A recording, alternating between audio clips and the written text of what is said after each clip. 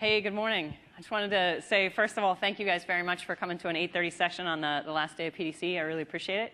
My name is Stephanie. I'll be talking today about how Microsoft does our own development with Team Foundation Server.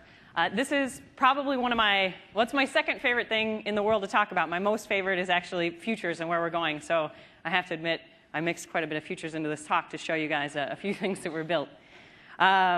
I was thinking a little bit, I was talking to a few people in the crowd this morning as you guys walked in, and also thinking last night about what I wanted to cover. And sorry, that sounded wrong. I didn't write the talk last night. But I was thinking about just what types of things you might be most interested in. And what I think I would really like to make sure you guys are able to walk out of here with is just a concrete understanding of how we're exercising TFS inside of Microsoft. I'm going to talk a lot about it. We have over 14,000 developers on Team Foundation Server already, and I want to give you guys a really clear idea of the breadth of the ways that we're using the server. I also want to talk about some of the major problems that we have in a team that's that size and that scale, kind of give you an idea of how we've solved them over the years, and talk a little bit about how we've rolled what we've learned back into the product. That's really sort of, well, it's my excuse to talk about futures, which is, like I said, my favorite thing. So as I said, my name's Stephanie. I'm one of the GPMs for TFS. I was also one of the leaders of the planning for the new version of VSTS, Rosaria Planning. I was looking at my calendar. I think the first time we ever talked about it would have been was April of '06, believe it or not. The first time we first started talking about the release that you'll see now is Visual Studio Team System 2010. That's a mouthful. But it's just a product that I absolutely love, and I think it's going to be a lot of fun to show it off to you guys. This is the first time we've been able to be so public about it. So let me start by talking about how we do development at Microsoft and kind of give you guys a little picture inside of my world so that as I'm talking through it, you'll understand. There's two major adoption profiles that we see inside the company of people using Team Foundation Server. The first is the product divisions, and that's what you guys think of when you come down here and you're talking to people. There's developer division. That's my division. We're the coolest division, of course. We have Visual Studio, the .NET frameworks, all of the developer tools that you're used to working with. Then there's Windows, Office, SQL, Xbox, all of them using Team Foundation Server in some form. Then there's another segment of the company I'm going to talk about a little bit. They have a different adoption profile, and that's MSIT. Those big divisions, what they have is usually a single project, a lot of people on it. MSIT might be more similar, or Microsoft internal division, might be more similar to some of you guys who might be in slightly smaller companies. They've got about 2,000 developers. They work on about 500 projects at the same time. So it stresses our server in another really interesting way. And I'm going to talk about both of them to kind of see if I can give you guys a picture into development that might be close to how you guys work. I'm going to start off with just cool facts, because it's 8:30 in the morning, and I think it's cool. So let me give you guys a picture of how we use the server today. There's two primary ways that we use Team Foundation Server. Well, first of all, let me stop. How many people in the audience use Team Foundation Server? Oh, my gosh. That was awesome. OK, that's really cool. OK, so two ways that we use TFS. Number one, dog food. And I put a little script at the bottom. Dog food, a fancy term for using your own stuff to make sure it ain't broke. We've been dog fooding what you know as 2010 since 2007. So for a very long time. And we dog food the product for two reasons. Number one, perf and scale. We do a lot of scale testing inside our own labs, but you just cannot understand how the product works until you get 2,700 people on them. And those guys sit downstairs from you, and they write bad things on the whiteboard if you call over. So I'm going to show you some of that, too. Because this is what I want to give you guys is this is a real-life look at what it's like to build this product. And I'm not going to say, oh, it's been perfect the entire time. I'm going to show you guys the truth. There are ups and downs. And there's a reason why we stand behind Team Foundation Server when it comes out. It's because we've tested it, and we're absolutely sure about the product, and we believe in it. So that's one reason. The other reason, feature feedback. The guy in the office next to you, he's using your product. He can tell you exactly what he likes, what he doesn't like. And you probably know, too, because the same things are making you mad. Product development, that's the other reason. We have over 30,000 developers at Microsoft. We need a good tool, and this is the best tool out there. So you can see kind of raw stats here. These stats are actually a little bit old. I need to update them. 14,700 users on the product today. That stat is, it's not like everybody and their dog that ever touched it. Those are active users in the last 7 days. So just an enormous amount of people using TFS. And really, the only thing that's gating us right now, there are more people in the company that want to get on TFS than we can handle. It's just really difficult to handle that volume of dog fooding. So it's a cool product. I'm a little biased, but that's what I think. Let me show you a couple other things. There's kind of raw stats up here, but I thought I'd show you a couple things to put them in perspective. This is the largest instance at Microsoft is our own developer division server, so we use it as well. Over 2,700 users on one server, 7 terabytes of data, or 4 terabytes compressed. I was trying to think about a way to talk about that. These numbers may, I don't know, you guys just looking at me probably thinking, holy cow, this does not connect at all to what I do. I've got 6 guys sitting in my coffee shop doing development. How many developers do you have in your company? 14? 40, OK. So 2,700 is a little more than you guys. All right, so probably you're not going to hit the scale limits on the server is what I'm telling you. Like I said, what I want you guys to see in these numbers is we really believe in the product that we're building. Work item versions, over 4 million. Let me show you guys a couple things. I was talking to the marketing team. They're always really good for fun facts. Oh, actually, I want to talk about this first.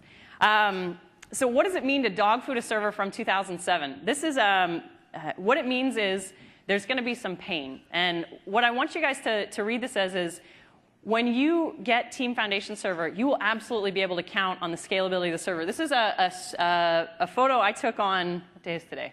This photo took on Friday. I sort of walked downstairs to one of the teams and took a screenshot of a whiteboard they have. This is power workarounds for TFS, because there's times when the server isn't up. I don't know if you can read it where it says, learn to play tennis. There's a couple other funny ones. Have your developers bench press. Soon they will be like super bad. What I'm trying to say here is we had some problems with the server as well. There are times when our source control system, it's been down. And what that has taught us is where exactly the scalability issues are that we want to fix. And like I said, you can count on the guarantees that we give when we ship the product. We know for sure. And there's a lot of guys who know my office number, which isn't so good. Let me keep going. 7 terabytes of data on the developer division server. Almost 500,000 work items. And this was kind of the fun fact from the marketing team. They were trying to figure out, they figured out you could actually wrap the Earth 2.5 times with the source files that we've got. So let me talk to you guys now about, now that you guys have got some sense, I think the bottom line is you're pretty sure now we've got a really big server and we've stressed it a lot. Let me talk about some of the things that we've learned over the past 5 years. I'll just talk about the time that I've been in the division and some of the lessons I think you guys can take from that and show you off the product as well. The first thing I wanted to talk about was trustworthy transparency, one of my favorite, very favorite things. I don't know if you guys have ever got this problem where you've got a team and you have different parts of the team want to work in different ways. Or you have this issue, you don't want to have a lot of bureaucratic red tape slowing the team down. And this is what we have in Visual Studio Team System. I'm just going to talk about my area, Team System. We have about 400 people there, give or take, distributed across 3 sites, North Carolina, India, and Redmond. And what we wanted to do was allow those teams to work in different ways. So what we've evolved over time is a hub-spoke model that's enabled by TFS because we have a common reporting platform. Let me get through this. I'm going to get through the slides a little bit quickly so I can really talk to you about the product. This is a model of the Visual Studio Team System team. As you can see, what's interesting about this is that the teams are operating in different ways. So you have Team Test is running primarily a Scrum-based model. They have about 4-week iterations. But you can see that there are other teams that are using other methodologies. TFS, where I work, we use a modified Agile practice. Team Data, if you guys are familiar with the data product, they also use 4-week Scrum iterations.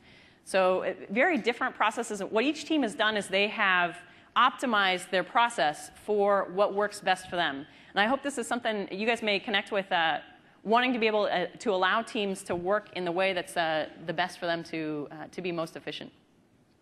What we do is our leadership team still meets every 6 weeks, and we take a look at the data, or take a look at how the overall team is progressing. And that is all enabled by TFS because we have a common reporting system, a common way of tracking our data. Let me show you guys the product and how this works. What I did is, as I was coming down and preparing for what I wanted to say to you guys, I started looking through some information. And this is an email I got from Jeff Bealers, our acting general manager of VSTS. And he lays out the schedule every 6 weeks for what our reviews are. And you can see that there. You can also see Jeff wearing his little backpack. Kind of nice. And over on the right-hand side, or I guess, yeah, you're right, that is the overview slide of the stuff that I presented for TFS, where I talked about, I rolled up our overall status, and I rolled up basically what we had completed in the last 6 weeks and what we had left to complete. And because we were using a common reporting system, it was really easy for me to talk to the rest of the leadership team about what we were doing. Let me show you the kinds of reports that we use. These are all reports built out of TFS. We're using our own system to run our own project. This is one of Jeff's favorite reports. If you looked at his schedule, I don't know if you could see that in the back, but he usually starts with an overview of how all of VSTS is doing. So we look at the whole suite, and then we take a look at each different area piece. And this is a very nice way for us to keep a cadence or a heartbeat on the project. What you can see here is this is a report that we built. Each team, as they go through, the developers just enter status each day. It takes them about, I don't know, 25 seconds. And I finished these tasks. I've got these ones left to go. This all rolls up for us into a set of, we can see the set of requirements we had on the project. And those roll up into a set of value propositions, the major things that we're trying to achieve in the release. And this is actually a nice overview of the Dev 10 or VSTS 2010 release that we've been talking about so much this week. You can see, this is an actual report from 6 weeks ago. We can see exactly how we're progressing on all of our major business initiatives. The TFS reporting is just awesome for giving us this roll-up view. It's phenomenal. But keep in mind, all these teams still running with their own process. Let me show you a little bit more of the type of reporting that we use. And I'm going to connect this back to the reports that you guys can get in the product in 2010 in just a minute with demos. There's a couple more reports that Jeff usually shows. This one, the one on the right-hand side, or the kind of the far right you see, that's a burn-up chart for Rosario and our completed work. The most amazing thing about this system is it teaches us new things that we might not see. What you'll kind of notice is that, see how that line is kind of flat and then it really starts to bump up? We had tried running 2 releases in parallel. We were actually working on 08 for a while and then switched over to 2010. And you can see when we switched over, all of a sudden, zoom, the velocity really picks up. So we learned from watching that. The other thing you can see that we're tracking there, Rosario product bugs, something we keep a very close watch on. It's actually split by product unit. And the bottom, the ones at the bottom are closed. But you can see we've been maintaining a fairly flat bug line as well. So this was interesting for us. In previous releases, we really had a ramp as we did development. We'd push a lot of bugs in front of us. But in this case, we've managed to keep the quality of the product very good as we've done development. And that was our goal. And these charts are telling us that we've been achieving that goal. We keep going and talk about, I sort of talked about the business level. There's another slide here. Oh, we already did that one. I'm not so good with the clicker. But we'll keep going. That's what I'm looking for. So I decided I'd pick on one of the other teams instead of my team. This is the slide from team engineering that they showed 6 weeks ago. That's the dev SKU and the data SKU, for those of you guys who are familiar with it. You can see at the top, they talk about, we just always roll up schedule, resources, quality. We usually just throw up a slide like this. But then what they can do is show data. This is, again, pulled from the same system. They can show their bugs, specific information about bugs, and then progress. I think, actually, in this case, I took mine. That had been what I had promised to complete in the next 6 weeks, the set of crews, and then I showed progress. And there's nothing special I did. We just sat down, 10 hours before the review and just took screenshots of the reports we already had. We were able to very quickly pull together this data to expose up how we were doing, whether we were on track, and whether we had met the commitments we made 6 weeks ago. So let me switch back. I thought I'd switch gears and go into the product and show you guys a little bit about how we're doing this type of reporting, because the demos are always a much better way of showing the product itself.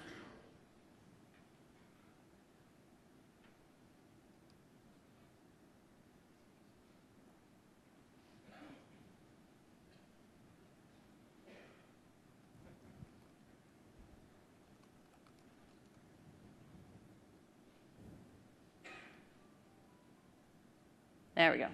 All right, so those reports I showed you, before I came down, what I did is I talked to Jeff, our acting GM. I said, hey, can you give me a couple of your reports so I can show them to the group down at PDC? He said, oh, sure, that'd be fine. This is the report, which is not showing on the screen.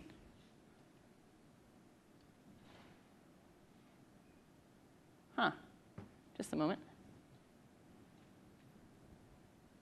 It's going to be harder for me to show you demos.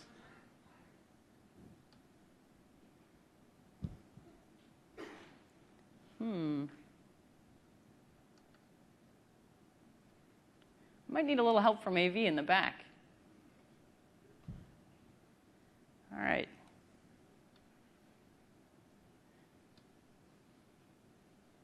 Well, we'll let those guys figure that out. I'll come back to the demo and keep talking to you guys about slides for a little bit.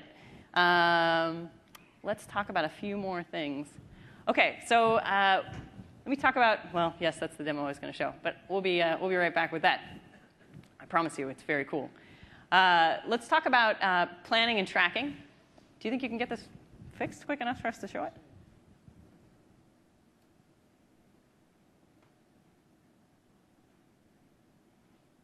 Hey, that looks good up here.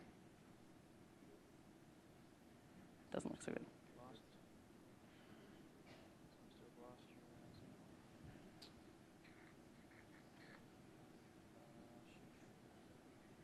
All right, guys, give us 30 seconds. Talk amongst yourself about TFS and what you like about it. We'll be right back.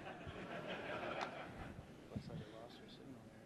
Let me just do. It doesn't want to send. Do you have the menu? I'm not good with Vista. Do you have the menu? Oh, There we go. it's weird. It doesn't want to stay up.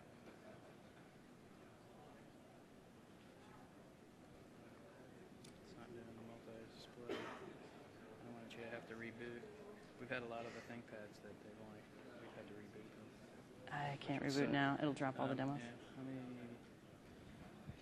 try something else. I'm going to try this, but this would mean that I would have to switch it for you. Okay, that's fine. So, oops. It looks like it decided not. Do you have the screen where it's multiple? Go into settings. Yeah. And That's it. settings. Advanced settings. Mm-hmm.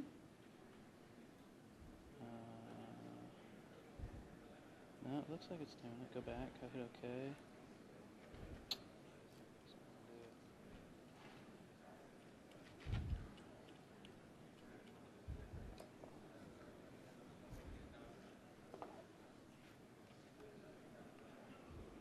Be right back.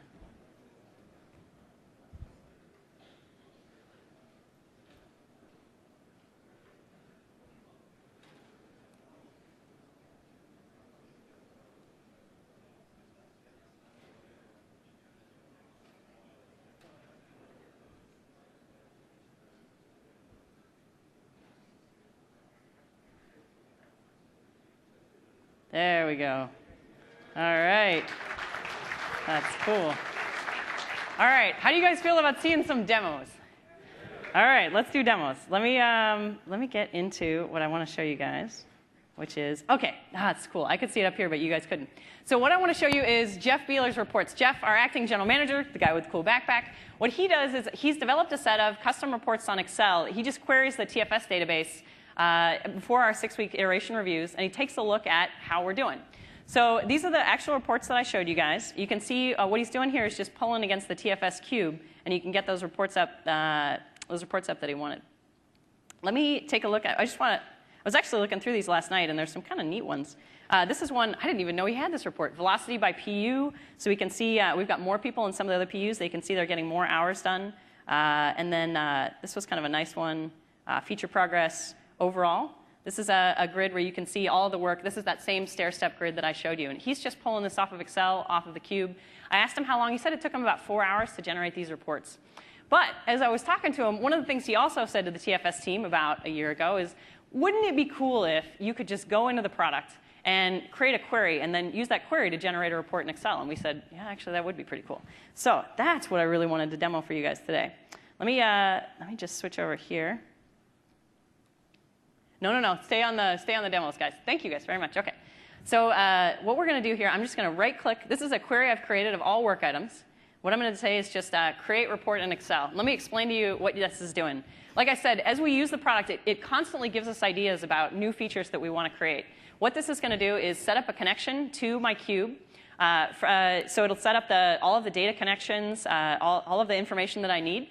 Then it will create for me a pivot table or a set of pivot tables of the data, laying it out in interesting ways in a set of pivot charts so I can see that data. Then I can go in and modify them really quick.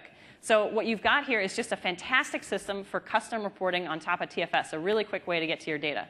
For those of you who already have TFS, you know it's backed with a standard SQL Server reporting system. So the reporting is very easy and straightforward. If you already know how to use SQL or Excel against SQL, then you know exactly how to use TFS. And that's why we built it that way. So what you can see is that the reports come up over here. It's going to give me a selection of a couple different reports to generate. I'll go ahead and click Finish. And you can see this is keep in mind, this took my buddy Jeff Beeler 4 or 5 hours to generate. I'm going to do this on stage in under about 180 seconds. It's going to go ahead and generate all the reports I want, setting up those data connections. And here we go. This is, I have to say, probably one of my top 5 favorite features because I do this a lot. There we go. So let me show you. There's a couple that are kind of interesting. Work item. This isn't so interesting. Let's take a look at some cool ones. There's a work item count by assigned to, different stuff like this. But let's skip over to the trend reports because those are my favorite. Trend report. That's not the one I want. I'll get you guys really the cool one. So this one, work item count by state. It's just basically showing the work items that I've got. It shows the work items in the system, and you can see how they've changed in state over time throughout the course of my iteration. And I just did that in about, I don't know how long that took me. What do you guys think about that feature? You like it? All right. That's cool. So feature that makes Jeff Beeler really happy. Let's switch back, and I'm going to show you guys. I'm going to keep going and keep showing you guys more features or different problems that we've solved, and then keep showing you how we've rolled that information back into VSTS. So let's head back to slides. OK, so the next question we've got, I showed you guys a little bit about how we do reporting or look across the org. Let me talk a little bit now about planning, and I'm going to take you guys into how we think about the release. Is the organization aligned? This was our first problem. We decided in VS 2010 we wanted to focus on some major pillars. Testing, we wanted to work on business alignment or helping people do project planning. We wanted to focus on architecture. You guys have probably seen some of the phenomenal new features in the architecture SKU. So the question was, how did we lay out our different business objectives and then align the entire organization of several hundred people to those objectives? And then how do we track that we're making progress on the right things? The solution we found, again, was through the traceability and reporting system in VSTS. And what I want to show you guys is how we came to a decision about what we were going to invest in, and then how we were able to track that in the system and watch as we made progress.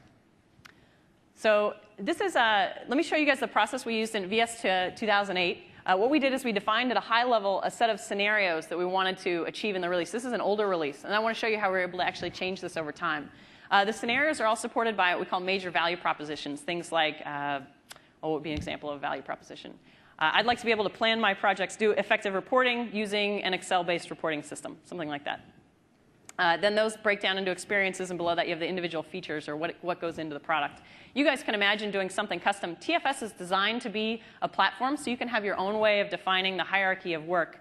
This is just the one that we chose for developer division. Works very well for us. If you're using Agile, you might have stories broken down into tasks, and TFS supports that right out of the box.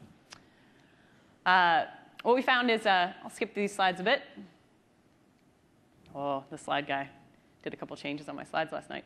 So the planning, as you see, was sort of the top. And then at the bottom, the features, that's really where we do the task breakdown and the developers start to enter their work. But as a member of the leadership team, you can see the work rolling up to understand how you're making progress against your objectives at the top. Let me show you how this looks in TFS. So if you guys have seen work item forms in TFS, this will look really familiar to you. This is an example of a value proposition in VSTS. And the value proposition, as you can see, was linked to a set of experiences that were beneath it in the hierarchy. When we did this in 08, which is the product most of you guys might have today, or 05, we had to just do a straight link. We didn't have the ability to say, I've got this experience, and it's got a feature as a child beneath it. That's really what we wanted to do. But it just wasn't a feature that was available in the product. So we worked it out. We were able to do this system and write a couple of custom roll-up rules on the system that would allow us to see this type of hierarchy. But it gave us a lot of information. We realized we really wanted was a system more like this. Let me show you guys, kind of get the idea here. That's probably enough.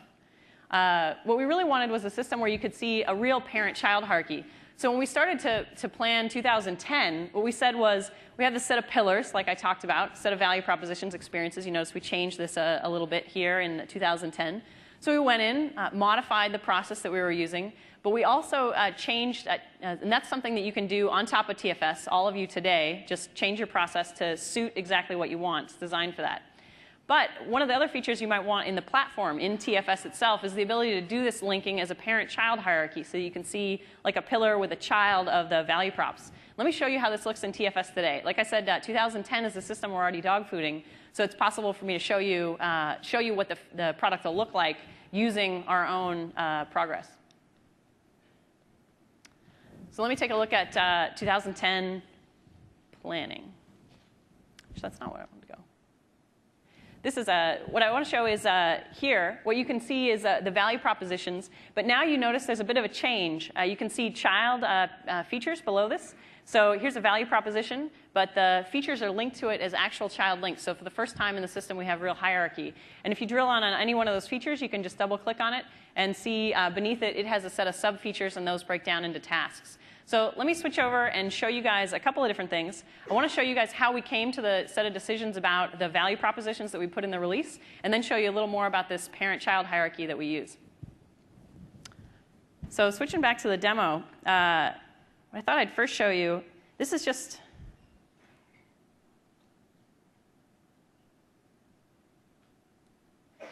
something I thought may be an interesting bit of history for you. When we were first trying to make a decision about where we'd invest, the whole leadership team met, and what we did was we proposed a set of value propositions or areas that we could invest. And what we did was we stack ranked them. We put them in Excel and just had all of the different product unit managers, the heads of the different teams, vote about where they wanted to invest.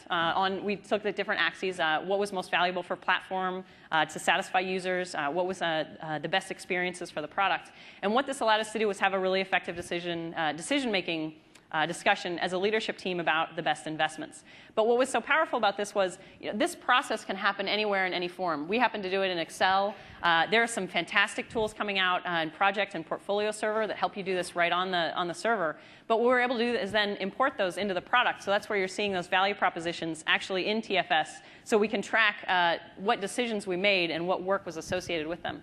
So let me show you the product that enables this now. So here I'm in TFS.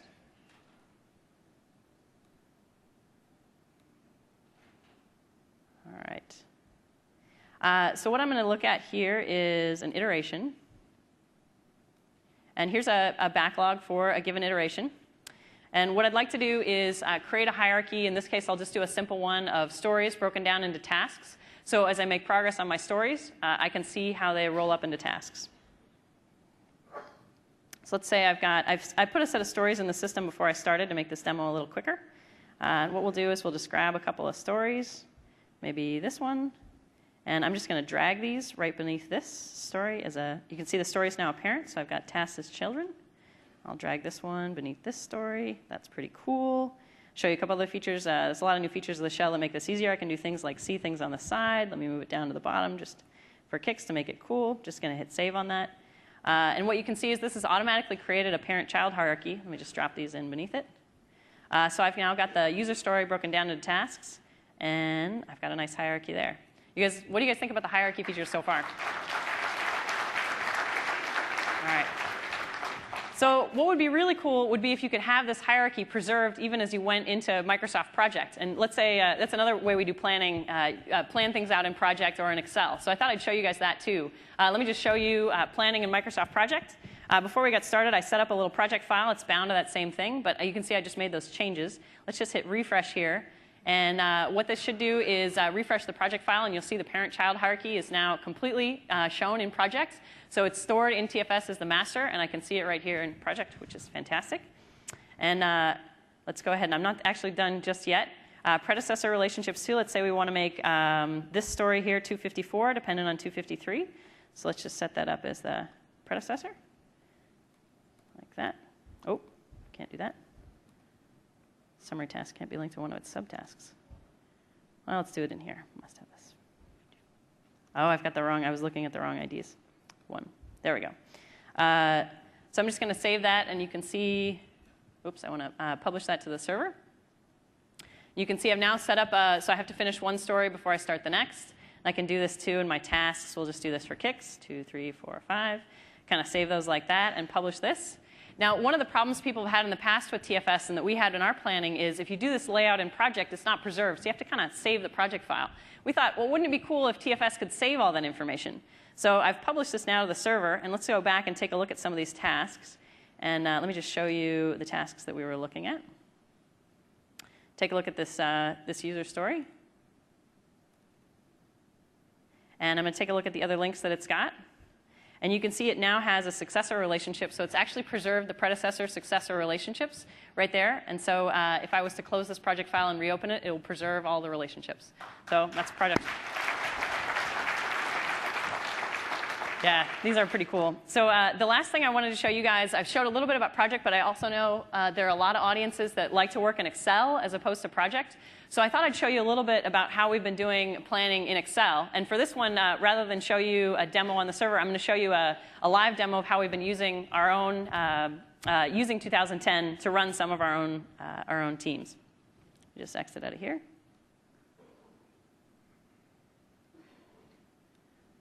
All right, so what I'm showing you here, I work on a part of TFS, and I used to work on a team called the process team. They build a lot of the reports that you're going to see coming up in 2010, and what they had is sometime around the late spring, early summer, we had a long sprint to build a set of reports.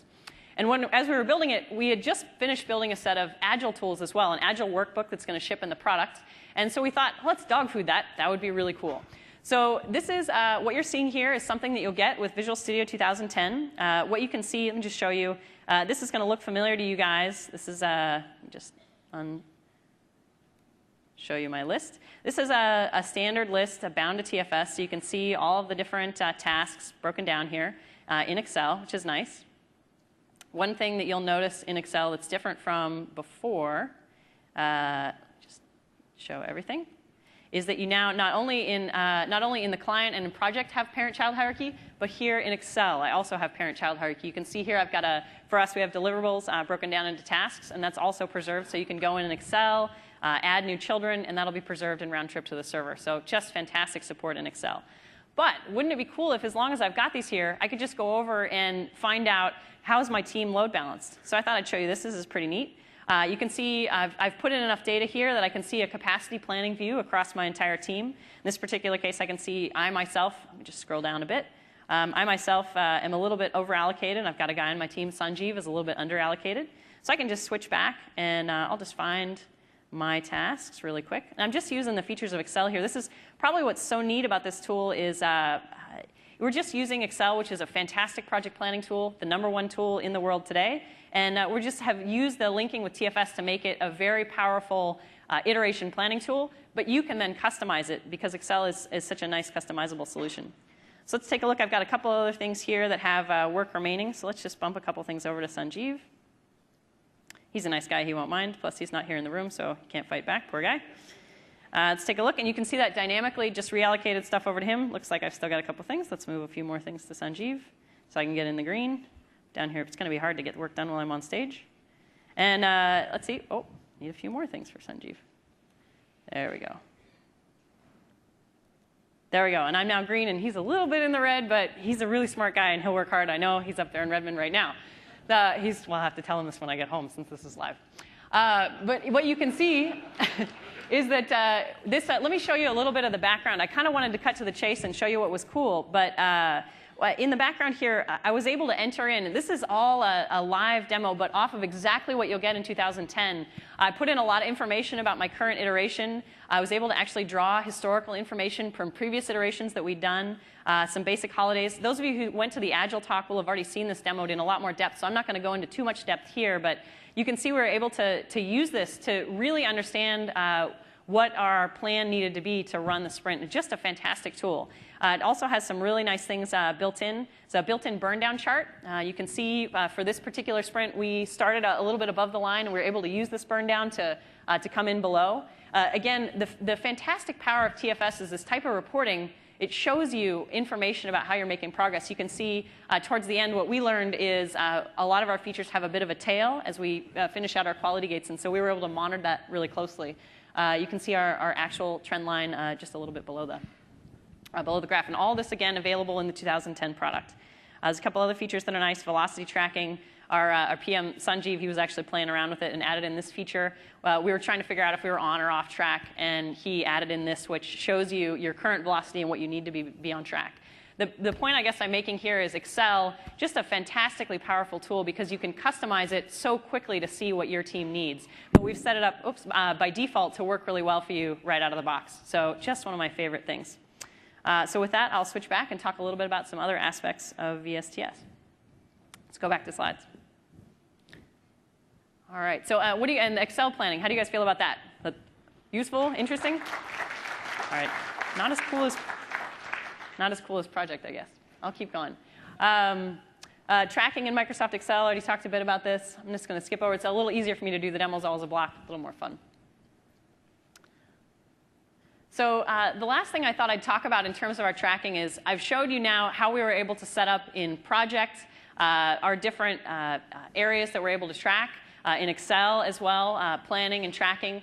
This is the type of reporting we can then get out of the system, where you can see progress. We have each of our different major crews. You could track your sprints, and we're able to track what's remaining and what's completed as these different areas progress. So this is the type of chart that I look at every Monday morning to see how my team is doing, if they're on track or off track. And we can track it over time, kind of watch as the teams make progress towards their goals. That light green for us is a way of just tracking what the recent progress is. And so what I thought I'd do is show you guys, those are the type of charts that we use. And what we found was we thought that would be a great set of charts to also make available to you. So I'm going to switch back and do a demo again of the type of reports that you'll have available in the product today.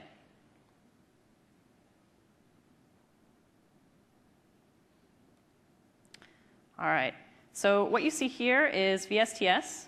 And what I wanted to show you guys is a report that you'll find shipping out of the box in 2010. It's called the Stories Overview Report.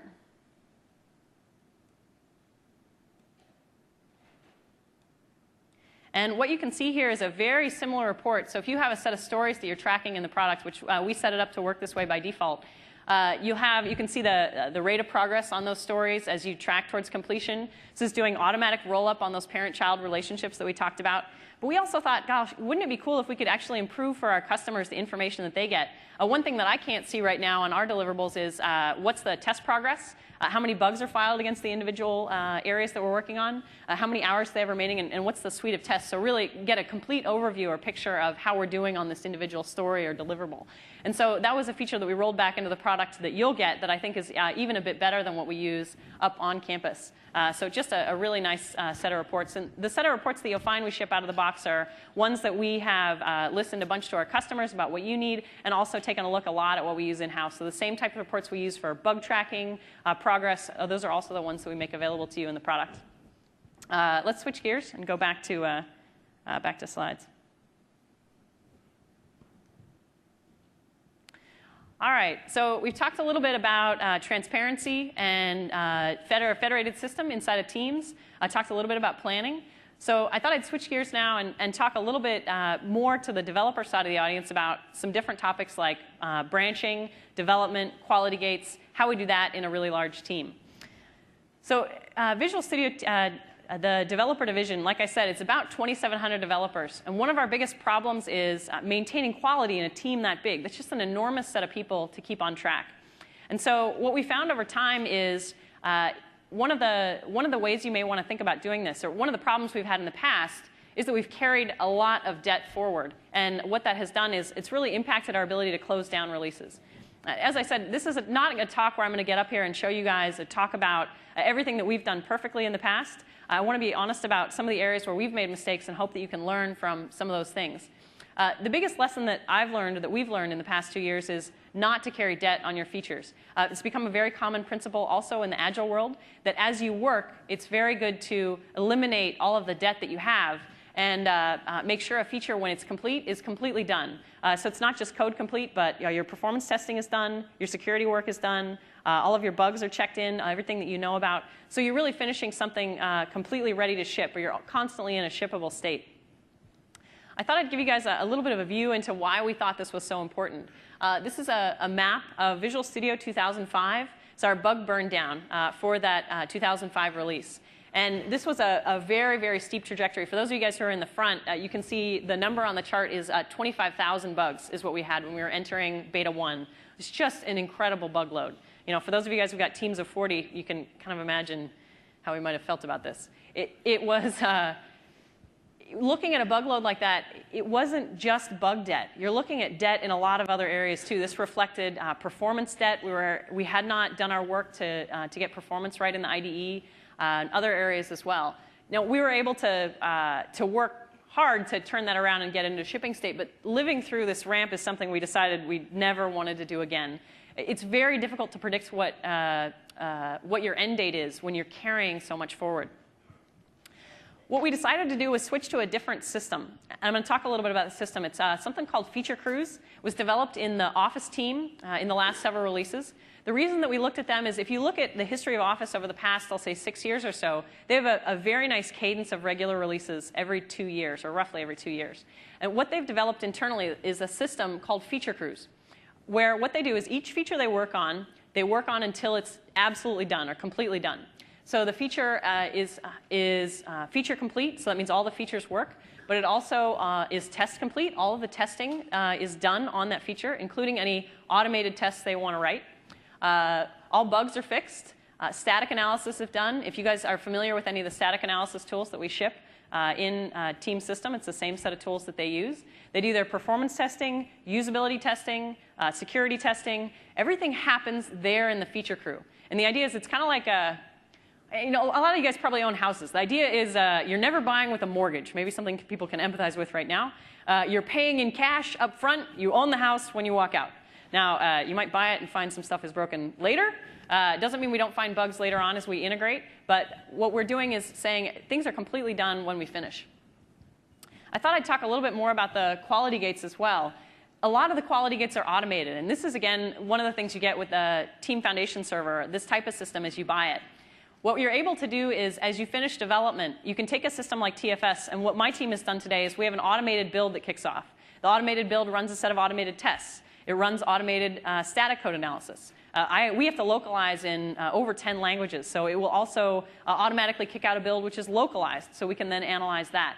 And what this does is, very upfront, and using this very automated system, we're able to understand how close are we to shipping, and we're constantly taking a look at the feature, so we're not finding out at the end, I'm not ready to ship. We know right away.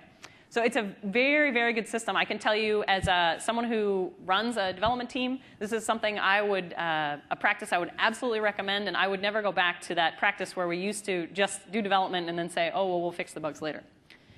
I thought I'd show you guys a little bit about, the question is always, well, did it work? And, lady, can you prove that this actually made it any better?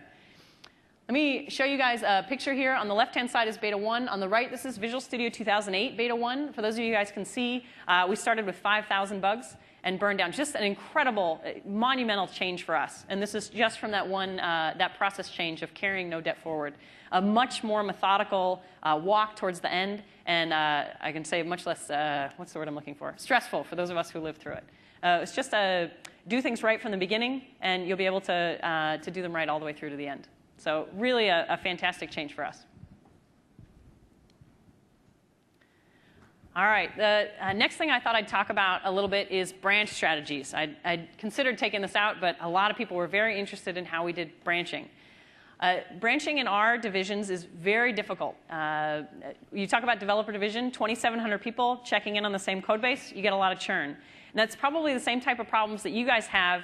Anytime you have a set of developers, what you really need is a way of making sure that your code is constantly stable. And the question is, how do you set up your branch structure to enable that? The way that we've learned to do it over the years is a practice we call isolation and integration. This is a practice we learned from Windows, and it's something they've also been doing for several years. We adopted their branch structure. And let me show you a little bit about exactly what they do. What they do is they isolate major feature branches, or major code into different branches, and then they automate a series of quality checks on those branches. The branches have a regular schedule where they exchange code between them, and then they have also a regular cadence of checking in new code on there. Let me show you the specifics of the actual developer division branches. So if you were to come up, fly home with me and come up to Building 25 on the Redmond campus and check out we call it the VBL structure. I think it's Virtual Build Labs. It's kind of an artifact of Windows. What you would see is a branch structure that looks a lot like this. There's a main branch at the very top, and it's something that was protected very tightly. I kind of think of it like it's like a rugby team around the scrum ball. We're very careful with main. Main goes through a series of automated checks. It builds every day. There's a series of tests that run on main every day, and so I can always see the health of that main branch. And then we don't check in directly to main. The place we check in is down below in the feature branches. So if individual crews like my team checking in reports, we'll check into a branch that's called Lab 26 VSTS. Or actually, we check into our sub-branch called it's MSF FB01. Something we've got this branch off the bottom, our feature branch. We check in there, and then when we're ready with our feature crew, we finished all of our different checks, we will what's called RI, or basically merge back to the main branch. So we merge back to Lab 26 VSTS, or that's the VSTS main branch. And up there, it'll, again, build and run a series of automated checks.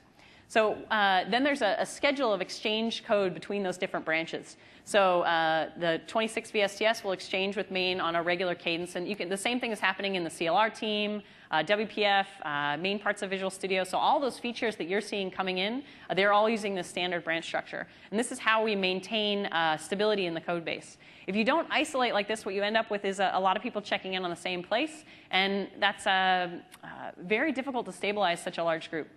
When we're ready to release, what we do is we fork off the main branch. So like, for instance, those of you guys who received the CTP build, what we do, we take the main branch, all the changes are up there, and we just fork off the CTP. And then any fixes that we want to make, we make directly into the CTP branch, and then we just port back. So really a very nice system for isolating problems, but also making sure we can get the integration between the branches that we want.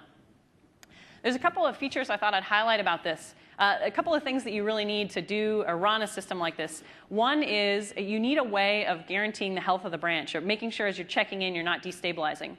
One of the systems that we've evolved over the last couple of years is one I'm going to show you. It's what we call it a gauntlet or a snap system, but what you'll know it as when you take a look at 2010 is a gated check-in system. So when you check in, it makes sure that your code builds and it passes tests and whatever other verification checks you want to make sure happen. We've been using this type of system as long as I've been in Visual Studio, and it's something you'll find in the 2010 product. The other thing that you really need is a nice branch merge visualization system, or a way of tracking changes across the branches. Let me show you both of these in the 2010 product. You guys can switch back to demos. So for gated check-in, let me show you guys the build system a bit. So what I have here is a build.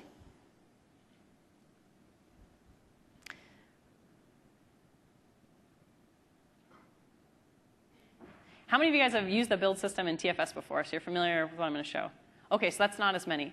So for those of you who are familiar with the build system, what you'll know is that this is the standard way of editing builds. And for those of you who aren't, what I'm going to do here is I'm going to go in and set up my type of build. So I can go in and set up what files I'm going to build and whether it's going to kick off tests or static code analysis. But what I'm really interested in here is there's now an option in the trigger for the build.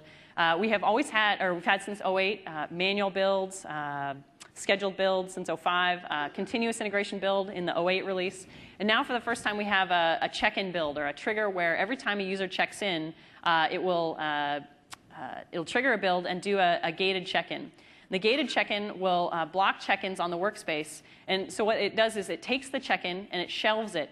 So if there's any problem, then it'll take the check-in and it'll back it out. This is a really nice system for making sure that you don't get problems in the system.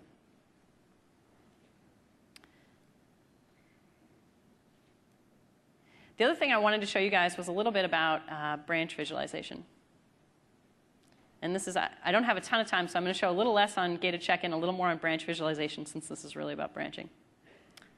Let me just show you, take a look at bugs. So here might be a scenario. Let's say I've got a fix, it's in main, and I want to see if it's ported over to a release that I had go out, say an RTM release. One of the things I need to do is be able to track changes across the branches as they move. So here I've got a set of builds.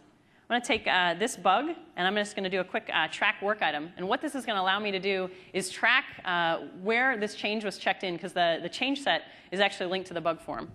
So let me just take a look at all my branches. Just do a quick select all. It's a new feature in 2010 that allows us to quickly visualize changes as they merge through the branches.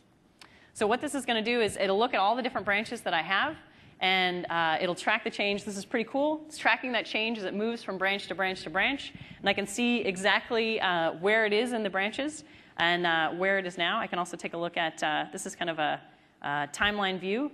I can also look at a hierarchy view. And this makes it a little easier. I can see it's the fix started in the service portfolio branch, went up to publishing, up to the integration build, and then came back down to delivery and test. So that's branch visualization in a nutshell.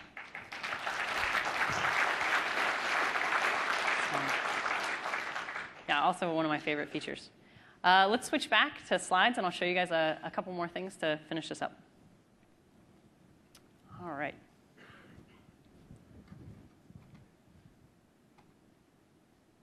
All right, the last major thing I wanted to talk about is migration and legacy interop. And this is because of the customers that I talk to, almost all of the major customers have a system in place right now. You have some source control system that you're using already. And the question is, how do I migrate? When should I migrate? And how have you guys handled the migration? This is definitely a problem that we have with so many developers, and almost over 30,000 up in Redmond. It's not a case where we just switch tools in the middle of releases. You have to be very careful about how and when you switch to ensure that you're not jeopardizing the shipping products. What we've learned to do with our migration is that we have an actual team that just handles migration and dog fooding. And what they do is they do an initial assessment of the needs for the migration. What they look for is natural breaks in the life cycle of tools to switch. And this is something that I think you could look at in terms of how we've done it. For developer division, we've done a switch. We've switched tools at the beginning of the 08 release and switched tools again at the beginning of the 2010 release. The Office team is now dog fooding TFS very widely for project planning, and they switched at the beginning of their current release. And Windows is looking at some new features of TFS to pick up for their upcoming release. So that's the natural time when people do switch. The last thing I'd talk about is creating mirroring or thinking about migration. There's a set of tools you'll find in TFS which are designed to help you migrate forward. But another thing you may want to consider is actually mirroring your legacy system with Team Foundation Server for a time before you switch all the way over. And this is something that we've done as well. The old tools that we had when I started, we had something called Source Depot. It was the source control system most of Microsoft used. Then there was another bug tracking system called Product Studio. We couldn't just take Product Studio out because people were used to working with it. So for a long time, we mirrored or kept the product in place. This is a quick history of what I call the Big Five, or some of the major adopters of TFS over the past 5-7 years. What you can see is in Visual Studio, in VSTS, we first started doing some very limited dog fooding in 2003, as I talked about. By 2005, most teams were on it, and today all teams in VSTS are on it. We had 2 mirrors for several years. In fact, today we still have a Source Depot mirror. What that means is all of the source code that's in TFS mirrors out to Source Depot. So if there are any legacy teams that still want to use that old system, they can continue to use it. And that's how we worked in 2005. Some teams were all the way on TFS. Some teams stayed on Source Depot. And what we were able to do was maintain a great view across the entire division of how we were making progress. So we're all effectively using the same system with TFS. But the old teams were able to decide when they wanted to migrate. What we've done here is set up a system where you're not being forced to migrate to the new system. You can do it when you're satisfied that it's right for you. And I think this is a really nice way to work. You can see it's been very similar. I talked about developer division, or VSTS is just a subset of developer division. Also did the same thing. What you can see in Office, SQL, and Windows, they have not been doing as much mirroring. What they've done is just do a phased migration, which is also something you could think about. Office is currently using VSTS, Team Foundation Server, for all of their planning and bug tracking, but they have not switched over to use it yet for their source control. It's something they're looking at for the future, as they want to make sure they have a very, very specific way of working, such a large team, and they want to make sure that we have the set of features that they want before they make the switch. Very similar for Windows, investigating version control right now, but again, over 5,000 people, very specific way of working. And so they have a phased migration where they've been using Team Foundation Server, but they want to take some time to decide when they'll make the version control switch.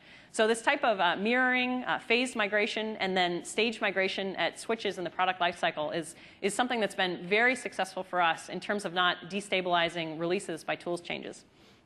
One of the things that we found was after people do switch, they're generally very, very satisfied with the product. And in fact, I was talking to a guy in MSIT and sort of asked him to, tell it to me straight. What is it you think about TFS? Is it something you feel like you've had to move to as a company standard?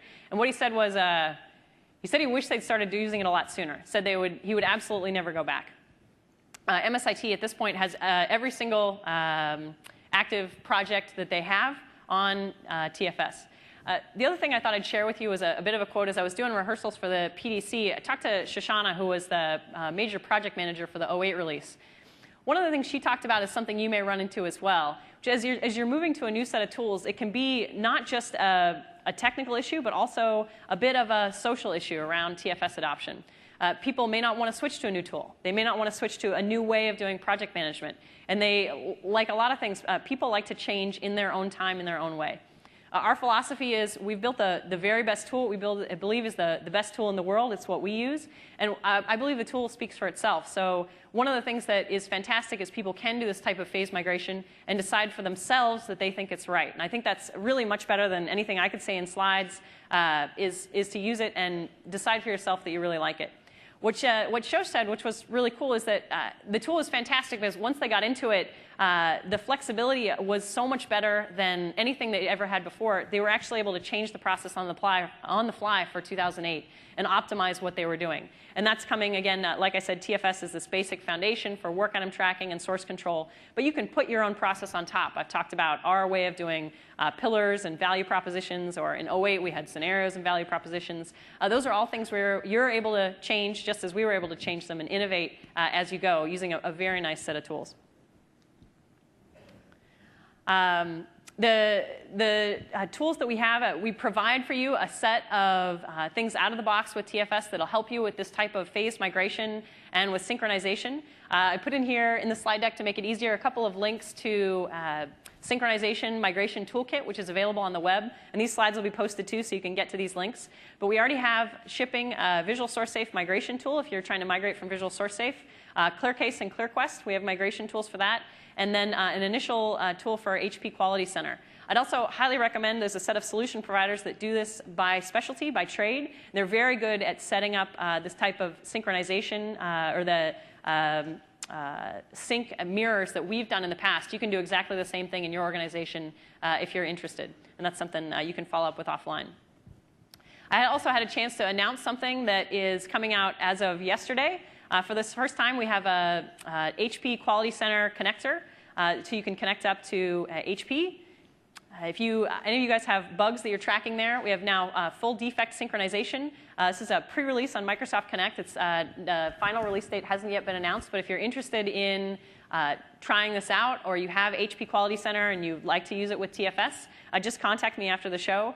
You'll be able to synchronize your bugs. Has a very nice UI and also command line interface for managing the synchronization. I kind of threw up the user guide here as I was taking a look at it last night. So again, I really recommend this type of, think about your migration. Once you're ready to migrate, think about migrating chunks of your work. You don't have to take all of TFS at the same time. And you can use mirroring to kind of soften the blow or enable teams to go over when they're ready.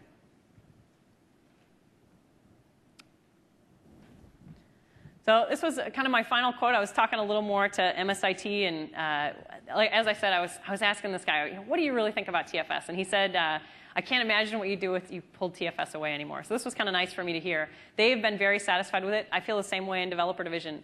I think I'd love it if you guys walked away with a sense of the tool. This is something we absolutely love. We really believe in the product, and I hope that that comes across. If you guys have suggestions, things you want in TFS, things you don't like, things you love, those are things we always love to hear about, and we would love to make the product better for you.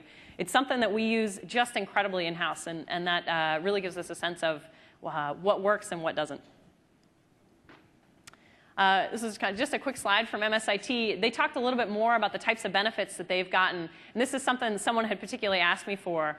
They talked about some of the time savings that they've gotten. The thing that was most notable for me was just the metrics reporting has been the most powerful for them in terms of having a standard system where they can do apples-to-apples comparison of how they're making progress in different areas. They felt like they had about a 25% productivity increase just because of that type of reporting, not having to go around and ask each person, how is your work going? How are you making progress? How are you making progress?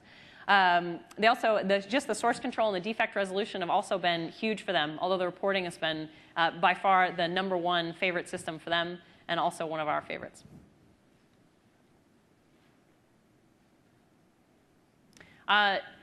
With that, I'm going to kind of wrap up. The slides and demos that I've talked about today, everything that I've shown will be available, posted to the web, so you can get a hold of it after the show. And if you guys have more information or more questions that you want to ask, you can always follow up with me offline. But I thought I'd take the end of the talk and just take a couple questions out of the audience in case you guys are curious about how we've done development at Microsoft. Are there any questions or things people want to ask?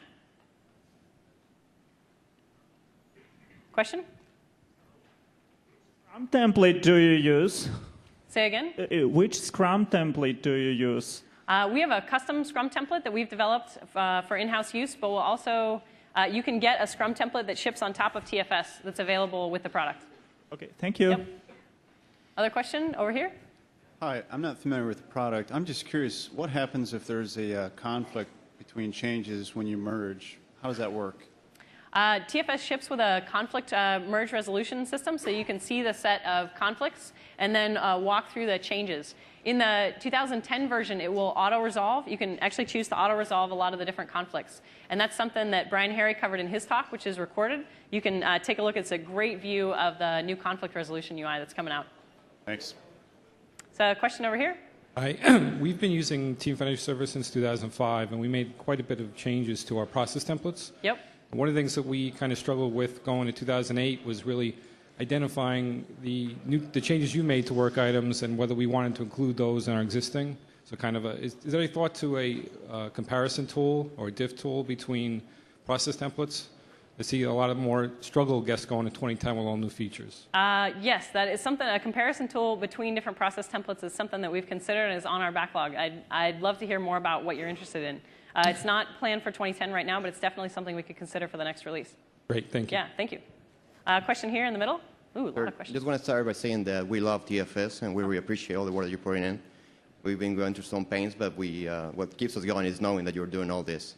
A couple of questions. The first one is, what's your threshold to start a new project?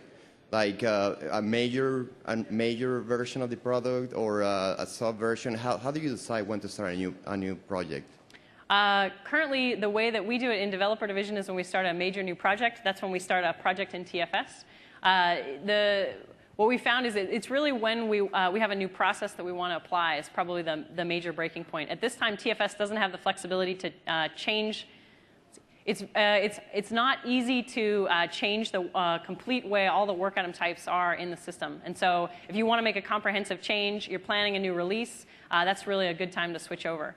There have been cases where we've made changes inside of releases, but that's usually when we create a new project. The other question is, thank you. The other question is, are you going to allow multiple resources per work item in this version? Oh, that's a great question and one that we've gotten a lot. That is a top request for us. It's something that's on the list for 2000. It was on the list for 2010, but some of the other features that I showed with Project and Excel were things that people had prioritized higher for us. And we literally laid it out on a stack rank, and people wanted some of these features first. But it's something that a lot of people in Redmond are really passionate about putting in, is that being able to assign a task to multiple resources. Thank you very much. Yep, thank you. So a question over here? Yes, you had the report that showed the number of tests per, I think it was something like a user story or something. Yep. Was that tests that are work items as a work item type, or is that actually unit tests? Tests that were work item by work item type. Those are showing test results, and we do now have test cases as a work item type in the system. It will roll up both test results from those test cases and also unit test results. So it'll roll up results from any type of test that you have in the system. Okay, great. Yep. Question back over here? Hi. One of the features that we found missing, we are now on TFS 2005, we'll be moving to 2008, from Visual SourceSafe. We are not able to link files, so the same file is shared across multiple code branches. Okay. Is that a feature that's already available? Sorry, ask the question again. You want to do linking across Visual Source? Yeah, I want to share the same source code or same file across multiple branches. Want to share the same source file Across multiple projects, in fact. So anytime somebody checks in, unless they know really what they're doing, I want all the other projects to break. I see. SourceSafe Share. That is not a feature we have in TFS today. That's, again, something we could definitely put on our feature backlog. But we don't have the ability to share source files between projects today. A lot of feature requests in the audience today. Hi. Good. Did you dog food also the source control part of the 2010? Say that again. What's the question? The source control system of the 2010 server, have you dog fooded that too? Yes, we're dog fooding the source control system. We've been dog fooding the source control for some time. So today, everything that you'll get today in the 2010 CTP, that is all the development was done using TFS source control. How do you plan then to move that source control part over to the final product afterwards? I see. In other words, how do we upgrade the source control system while it's in place? Yeah. That's a really good question. I probably don't have enough time to answer that right here. The short answer is we do a lot of planning. The longer answer is probably more than I could explain here. Okay. Yep. One more question is, how many types of builds do you have for each branch? How many types of bits do we have for each think branch? about it. You have a continuous build branch. You have a nightly build. You have a public build, or how many builds do you have? That's a very good question. In the main branches that we have for the product units, they have a nightly build. So what you'll see is like the main branch, I believe the build kicks off at 9 p.m. every night, and each of the sub-branches like Lab 26 VSTS, so the major sub-features, they will also build on a scheduled basis. The feature teams, they can build whenever they want. So my individual feature team, for instance, that build the reports, they chose to use a CI build system, and we use the built-in TFS CI build system. So it built on every check-in. So every time I checked in a report or someone else checked in a report, it would automatically kick off a build. And that was very useful during active development. On the major branches where we're doing stabilization, we find a nightly build is much better because you have so much code and you're doing a full stack build of a lot of code. And so that the nightly is much better. I can also talk about how MSIT does development. They have a slightly different build system. What they do is that they split their development. Today they have a major team in Redmond and also one in India. And what they like to do is make sure that the India team is always getting a good build at the end of the day. So they build twice daily in Redmond, once at lunch, and then they build again at 5 p.m. to make sure that India is getting handed a good build. And then India builds at lunchtime in India and around 5 or 6 p.m. India time, and then they hand back. So that's the MSIT schedule of builds. We'll also occasionally, MSIT's also developed a system where they do twice a week, they do what they call an app verification build, where they run a build that has a bunch of performance, security, and other verification checks attached. And it takes much longer, so they only run that every 2 weeks. So there's different systems, sort of depending on which type of product you're building. Thank you. Yep. Question over here? Yes. We use the HP Quality Center, and you mentioned 2 products for integrating with TFS. Can you give me the difference between the sync connector and the one you just announced? That's right. Both of them are sync tools. The second one is one that's built by us, and it's the first time Microsoft has released the sync tool. The other one was a partner product that had been released by another partner. And so we should use, which one should we use? I see. That's a good question. The one that's in the market today is one that we've recommended and several customers have liked, but people prefer to in some cases, see something from Microsoft itself. And so I would recommend either tool. The reason that we built one in-house was because it was what customers had requested for, or asked us for. So I'm saying I think either one is a good tool. Can it sync both Quality Center test cases and the requirements that are stored in Quality Center? That's a good question. Today, it will sync requirements and bugs, so it will sync the work items that are there. It won't sync test results, and that's something that we've had a lot of requests for, so that may be an area where we would extend that in the future. Thank you. Yep. Question over here. Yeah, I wanted to find out, one of the, on the reporting side, have you guys ever run into issues where you're trying to like export information out to Excel, and because you've got information in separate projects, like for us, it complains about that. Is that a feature that you guys have? That's a great question. Cross-project reporting is something that's not supported in 2008. In the 2010 release, you'll find we do aggregate all of the report information into a single warehouse. So you will be able to report across projects. And you're also able to report across projects with different type templates. So let's say, for instance, you had one team doing Agile, another team had Scrum, and another one was using, say, a CMMI template. You'll be able to aggregate all that data into a single warehouse and report against a common set of types like bug and task. And you can get a set of reports that reports against all those projects and rolls them up. That's a new feature in 2010 that's very, very nice, the cross-project reporting. Yep. Yeah, that's cool. Can I ask another question? Sure. Just at a high level, you talked briefly about migration. We're on 2008 right now. Yep. Process to move to 2010 when it's released, roughly similar to migration from 2005 to 2008, or are there key differences? It's similar to 2000 and similar to the migration from 2005 to 2008. There are some really neat architectural changes in 2010 that make it possible for you to do things like this cross-project reporting, move projects for the first time. If any of you guys were in Brian Harry's talk, he'll have talked a bit about that. I'm probably not prepared to talk about migration right now, but we do have a bunch of time scheduled for us on our schedule to produce a whole set of guidance around how that migration will work. So you can expect to see, very similarly to the last release, kind of a comprehensive overview on how to do that. And our goal is to release that before the product releases so that you'll have a chance to plan ahead for the migration. And final question. Yep. What's the state of the CTP that you released today? Like, is it a go home and play, or is it like usable? Go home and play or usable. Not sure how to answer that question, but is it go home? I would definitely, the CTP is, it's a point in time release, so it's not one where we've stabilized, gone through the processes that we do to beta 1. The beta 1 release, as you guys, a lot of you may know, is a go live release for a limited set of customers, so that means they can go live on their production servers and we will support them if there are problems. CTP is point in time, so it's designed for you to play with the product and explore it. It's not designed for you to put it on your production servers. Is the beta 1 done, or is there a timeline on that? We don't talk about timelines at the PDC. We mostly just, what we like to do is get up and talk about the product and where it is today. But we're working towards the beta 1 right now. That's our next major milestone. Yep. Hi, my question is regarding the gated check-ins. Particularly, what kind of tools are you using for static code analysis, automated testing, performance testing, and security?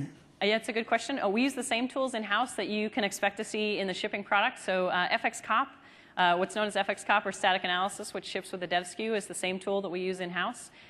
We call it, there's also a C for unmanaged code. Our internal code name for it is I think prefix or prefast. So we use the same set of tools that you get in the product with the dev SKU are exactly what we use for static analysis in-house. Same set of performance tools as well, same ones that we use in-house.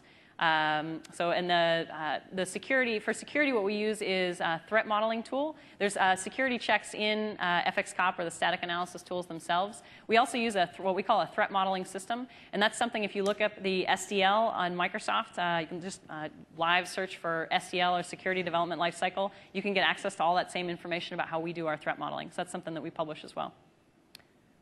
So another question over here, and then I think we're just about out of time for questions. I'll probably take 2 more questions from the audience, one here, and then we'll be done. A question on process here. Are we going to see anything for requirement solicitation or moving forward in 2010 and beyond? We haven't talked about requirement solicitation at all at this show, although you have seen quite a lot for requirements management in the system. A lot of people use Excel for requirement solicitation as well, and there's a number of partner products out there as well that are very good. Question over here. Are there any future plans to, as part of the migration, for Borland Star Team to be able to bring our source code over from there in 2010? Borland Star Team, that's an interesting one. There's a migration toolkit that's available, so you could build migration on top of it for Borland Star Team. But we don't have anything announced right now specifically for Borland, although it's a request that we get. Thank you. Okay, thank you guys very much.